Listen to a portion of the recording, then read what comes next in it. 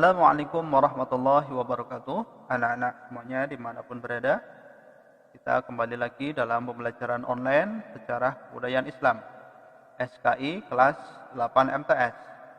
Bab yang ke-7, Daulah Mamluk.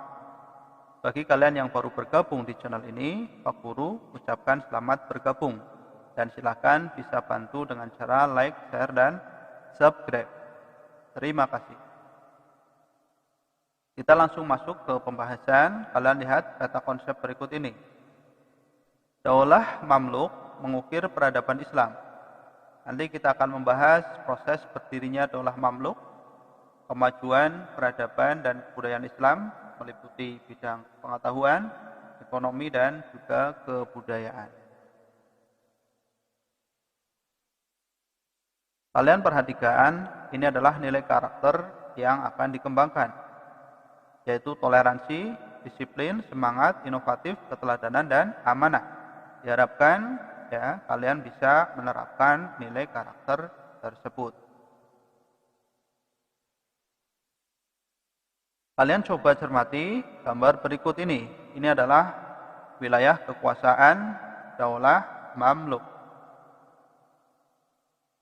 Dan ini adalah makam Sultanah Syajar Adur. Setelah kalian memperhatikan gambar tersebut, mungkin kalian bertanya, siapakah pendiri Daulah Mamluk? Apa peran penting yang dilakukan dari sejarah berdirinya Daulah Mamluk? Nanti kita akan bahas secara detail. Baik anak-anak, kita masuk proses berdirinya Daulah Mamluk. Daulah Mamluk, sebagaimana ditunjukkan oleh namanya, merupakan daulah para budak yang berasal dari beragam kelompok suku non-daulah, membentuk sebuah pemerintahan menggantikan Daulah Ayyubiyah yang telah berkuasa selama 79 tahun di Mesir. Para penguasa ini menegaskan kekuasaan mereka atas wilayah Suriah Mesir yang dikuasai oleh tentara Salib. Daulah Mamluk mampu bertahan dari serangan pasukan Mongol, pimpinan Hulagugan dan Timur Leng. Seandainya mereka gagal bertahan, tentu seluruh tatanan sejarah dan kebudayaan di Asia Barat dan Mesir akan berubah drastis. Berkat kegigihan mereka, penduduk Mesir bisa tetap menyaksikan kesinambungan kebudayaan institusi politik. Jadi jasa dari Daulah Mamluk cukup besar. Kelahiran Daulah Mamluk, kalian perhatikan. Daulah Mamluk berkuasa di Mesir pada tahun 1250 sampai 1517 Masehi. Meskipun Daulah Mamluk terdiri atas berbagai ras yang berbeda-beda, mereka mampu mengapresiasi dengan baik pembangunan arsitektur dan kesenian. Sehingga dalam kedua bidang itu, Mesir boleh dibandingkan dengan daulah-daulah yang lainnya.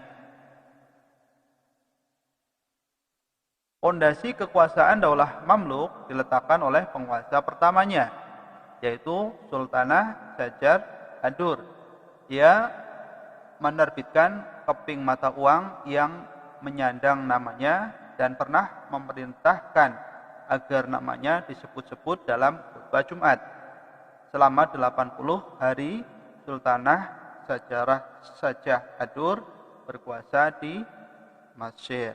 Jadi penguasa Mesir yang penguasa Daulah Mamluk yang pertama adalah Sultanah Syajar Adur.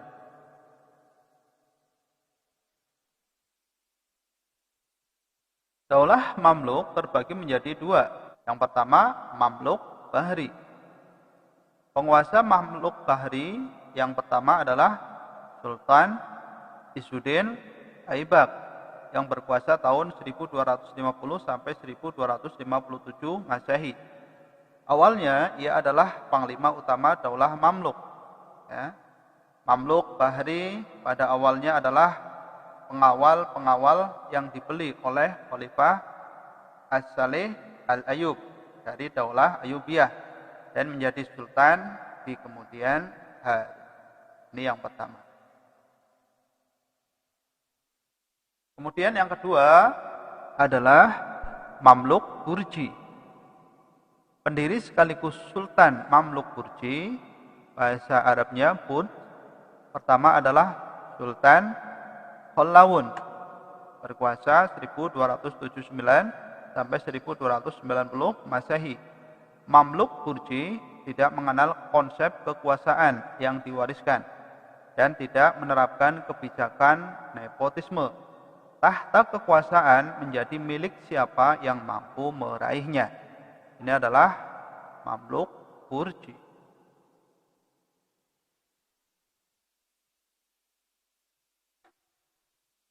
Kemudian kalian perhatikan Sultan Daulah Mamluk. Keseluruhan penguasa Daulah Mamluk berjumlah 47 orang. 24 berasal dari Mamluk Bahri, tidak termasuk Sajar Adur. Dan 23 orang dari Mamluk Burji. Rata-rata masa pemerintahan seluruh penguasa Daulah Mamluk tidak lebih dari 6 tahun.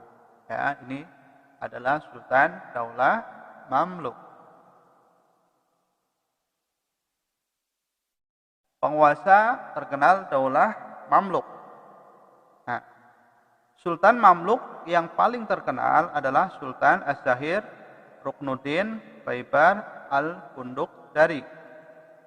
Pada awalnya ia adalah seorang budak dari Turki. Nama Al-Bundukdari diperoleh dari tuan pemiliknya di Hammah sebelum dibeli oleh Sultan As-Salih Al-Ayub. Baibar Al-Bundukdari diangkat menjadi pemimpin pasukan pengawal oleh Sultan As-Salih Al-Ayub.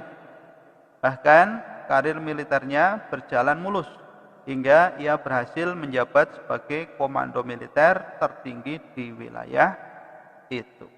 Sampai di sini bisa dipahami anak-anak?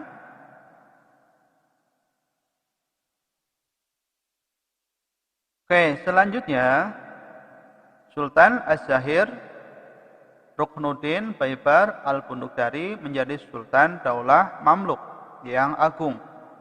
Penguasa dan pendiri sejati kekuasaan Daulah Mamluk. Kemenangan pertamanya ia peroleh dalam peperangan melawan tentara Mongol di medan perang Ain Jalut. Tetapi puncak ketenarannya didapatkan berkat perjuangan yang tanpa henti melawan tentara salib. Ya, bisa dipahami ya anak-anak ya. Ini adalah Sultan Az-Zahir Ruknuddin Baibar Al-Bundukdari. Keperwiraan Sultan Az-Zahir Ruknuddin Baibar Al-Bundukdari. Kalian perhatikan, kapasitas Sultan Baibar Al-Bundukdari lebih dari sekedar pemimpin militer.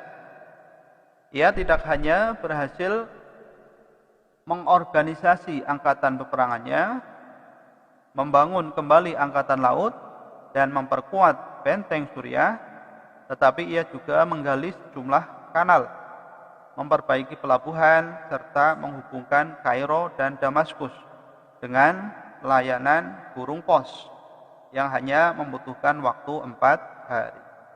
Sultan Baibar Al-Bundukdari juga membangun banyak fasilitas umum, mempercantik masjid, menetapkan pajak untuk negara, zakat, dan sedekah.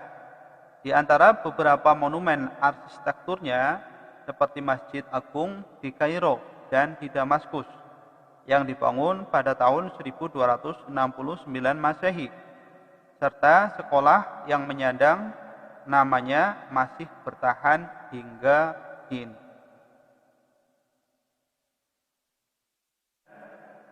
Kemudian kemajuan peradaban Islam, Daulah Mamluk. Kalian perhatikan. Dalam bidang ekonomi, Daulah Mamluk membuka hubungan dagang dengan Prancis, Italia, melalui perluasan jalur perdagangan yang sudah dirintis oleh Daulah Fatimiyah di Mesir sebelumnya. Di samping itu, hasil pertanian juga meningkat. Keberhasilan dalam bidang ekonomi didukung oleh pembangunan jaringan pengangkutan dan komunikasi antar kota, baik laut maupun darat. Keteguhan Angkatan Laut Daulah Mamluk sangat membantu pengembangan ekonomi.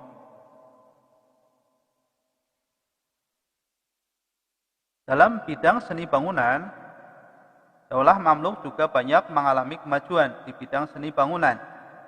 Banyak arsitek dibawa ke Mesir untuk membangun sekolah-sekolah dan masjid-masjid yang indah. Bangunan-bangunan lain yang didirikan pada masa ini diantaranya adalah rumah sakit, museum, perpustakaan, villa-villa, kubah, dan juga menara masjid.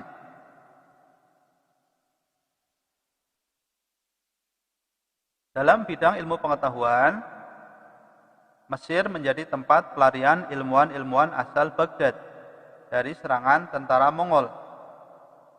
Karena itu, ilmu-ilmu banyak berkembang di Mesir, seperti ilmu sejarah, kedokteran, astronomi, matematika, dan ilmu agama.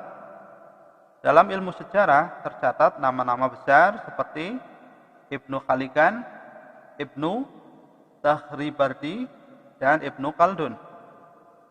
Di bidang astronomi dikenal nama Nasir al-Din al-Tusi. Di bidang kedokteran, Abu Hasan Ali al-Nafis.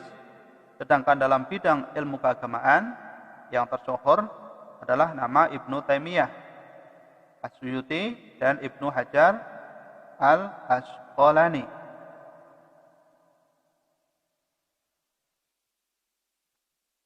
Dalam bidang militer,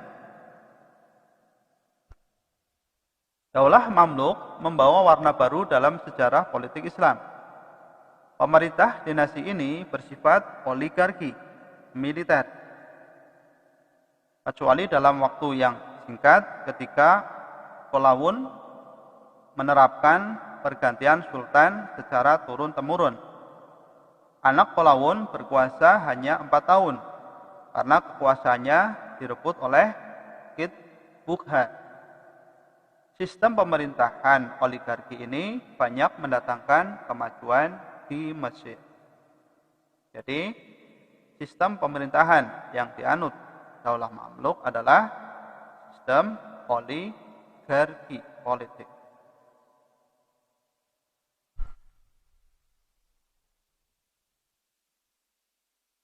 Daulah Mamluk juga memiliki pengaruh besar dalam bidang militer. Para tentara yang dididik haruslah dengan tujuan untuk menjadi pasukan pendukung kebijaksanaan pemimpin. Sultan akan diangkat di antara pemimpin tentara yang terbaik, yang paling berprestasi dan mempunyai kemampuan untuk menghimpun kekuatan. Daulah Mamluk juga menghasilkan buku ilmu kemiliteran. Minat para penulis semakin terpacu dengan keinginan mereka untuk mempersembahkan sebuah karya kepada para sultan yang menjadi penguasa saat itu. Ya, ini adalah dalam bidang militer.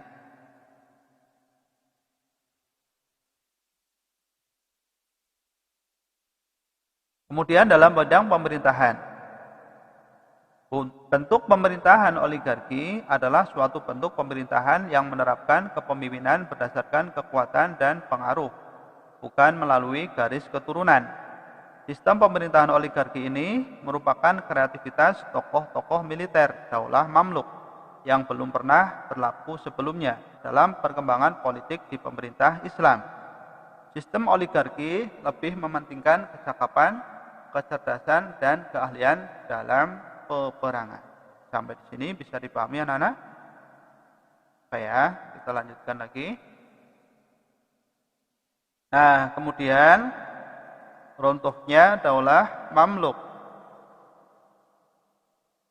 Kemajuan-kemajuan Daulah Mamluk ini tercapai berkat kepribadian dan wibawa sultan yang tinggi, menciptakan militer yang kuat dan menjaga kestabilan negara yang aman dari gangguan. Akan tetapi, ketika faktor-faktor tersebut menghilang, daulah Mamluk sedikit demi sedikit mengalami kemunduran. Ya, ini adalah runtuhnya daulah Mamluk. Bisa dipahami ya anak-anak ya? Oke. Nah, setelah kalian tadi mendengarkan penjelasan Pak Guru, silahkan kalian kerjakan latihan berikut. Kalian baca dan simak baik-baik pertanyaannya.